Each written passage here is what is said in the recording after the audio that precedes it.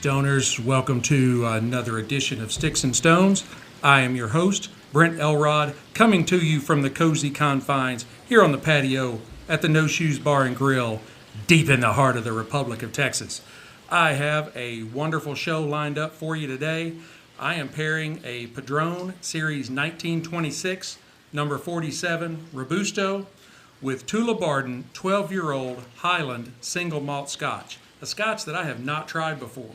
I think it's going to be a great matchup, so right after this, we're going to pop the cork, cut the stick, and get to toasting. Now, Padron is one of, if not the most well-known names in the premium cigar world. This expression is the 1926 number 47 Maduro. The shape is a Robusto. It's 5.5 by 50 on the ring gauge. It is a Puro with filler, binder, and wrapper, all from Nicaragua. Now on the nose,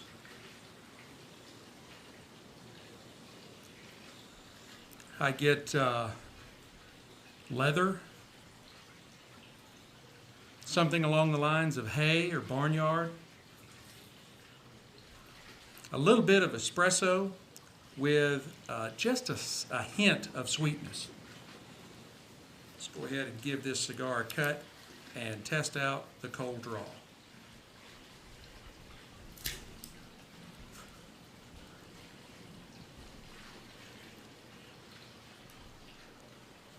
Now the cold draw, I'm getting a little leather, a hint of earthiness, maybe some like fresh cut grass, the lawn kind. Roasted coffee beans, and maybe just a hint of spice. Now visually, this stick is a medium dark brown. It is a little roughly rolled, but it has almost invisible seams, a double cap, minimal veining, and maybe just a hint of tooth. Now, many of you may not be familiar with Tullibardine. The history as a location for brewing and distilling is one of the oldest in Scotland. The story starts back in the 15th century, around 1488, when King James IV of Scotland stopped by to purchase beer from the local brewery while he was en route to his coronation. The brewery was known for producing a very fine beer as a result of the local water source. Now, by 1503, the king had granted them a royal charter. In 1947, William Delma Evans converted the brewery into a distillery and began producing Scotch. Now, this 12-year-old expression is the signature single malt for the U.S. market. It's aged 12 years in first fill ex-bourbon casks for a minimum of 12 years. The mash bill is 100% malted barley. It's 40% alcohol by volume, so 80 proof.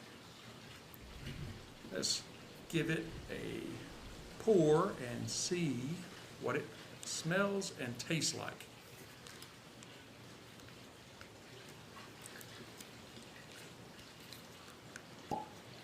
Love that sound.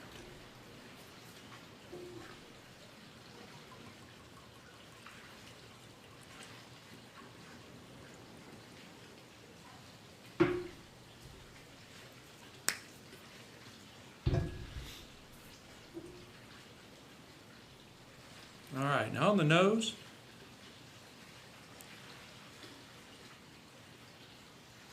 it's kind of a really delicate balance of like floral notes, some creamy vanilla, and maybe just a real gentle sweetness.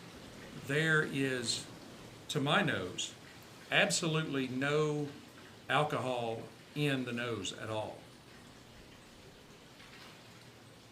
And maybe just a hint of peat and earth, but not much.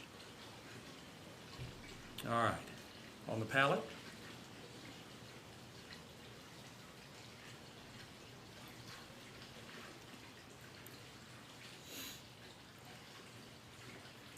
The palate is soft. It's got kind of a creamy toffiness to it.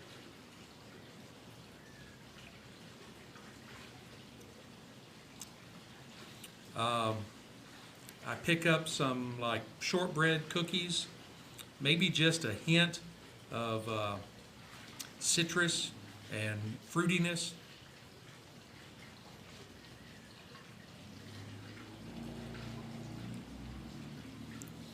And something along the lines of maybe a freshly baked meringue pie, possibly lemon.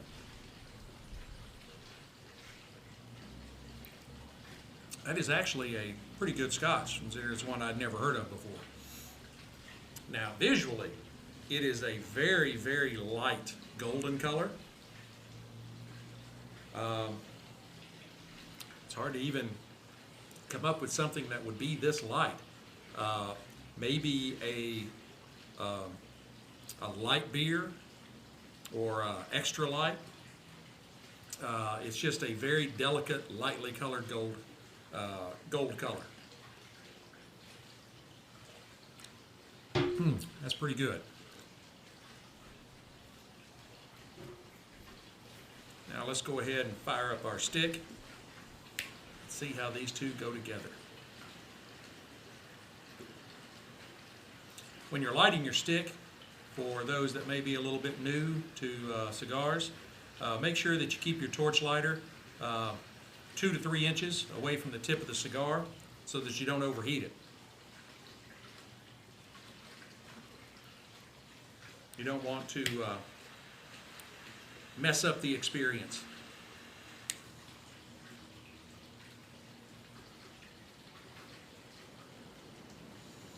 It's a really good volume of smoke coming out, not just overwhelming, but also not too light either. Kind of just right.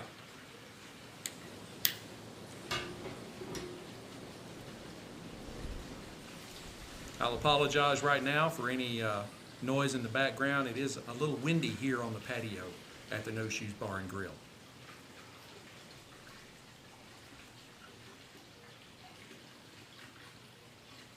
Now on the light, the Padron 1926 is offering me some spice, something along the lines of like a semi-sweet chocolate, a little bit of cedar,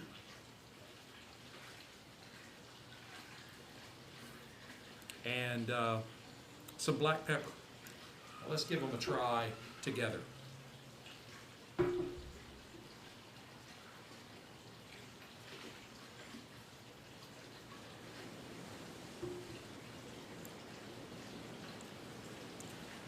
Those go pretty well together.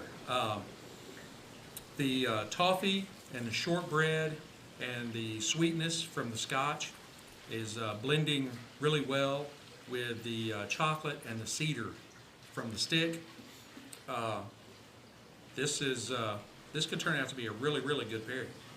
Of course, when you're talking about the Padron 1926, I mean, it's going to bring its A game every time.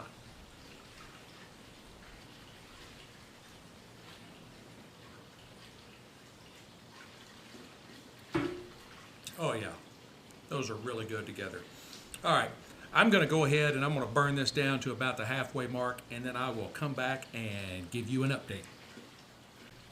Hey Stoners, I am back, and this pairing is still holding together very, very well. At the halfway mark, the stick has brought in some cocoa, still got some spice and cedar, black pepper there. The roasted coffee beans has kind of backed off to just brewed coffee, and then it's brought in some notes of maybe roasted peanuts. The Tullibardine is holding right in there with the Padron. They're going very well together. Both have a relatively short finish. Within seconds after either taking a puff of the stick or taking a drink of the spirit, the flavor profile is gone, and there's basically no aftertaste left in your mouth.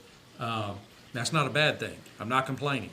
I feel like you could walk away from this stick and somebody that doesn't have a really good nose might not even know you had smoked a cigar or drank some scotch. And I actually am really enjoying that. It lets you take every puff and every sip individually. There's nothing left over from the puff or the sip before. So I'm going to go ahead and burn this the rest of the way down, and I will come back and give you my final thoughts. Hey, Stoners, I am back. We are down to the band, and the glass is empty. This was a really, really good matchup. The cocoa and the light sweetness from the stick mixed well with the toffee and the shortbread and the pie and the spirit. Both were not overpowering and went very delicately together. I enjoyed the fact that both had a fairly short finish. It added to the pleasure of the combination. Now the stick is a little pricey, about $425 a box on CI. The spirit, however, is very budget friendly with about $40 for a fifth. I would give the stick a 98 out of 100 matchsticks. I think the Padron 1926 is an excellent cigar. You should definitely try it. I would give the Tullibardine 12-year-old an 89 out of 100 whiskey stones. It is an excellent whiskey, excellent scotch, almost no smoke, no peat. I don't know that it's, quite up there with the Glenmorangie and Glenfiddich and like that, but it's very close. It's a very, very good scotch. You definitely should try it. That is it for this episode. I hope you have enjoyed it as much as I have enjoyed bringing it to you.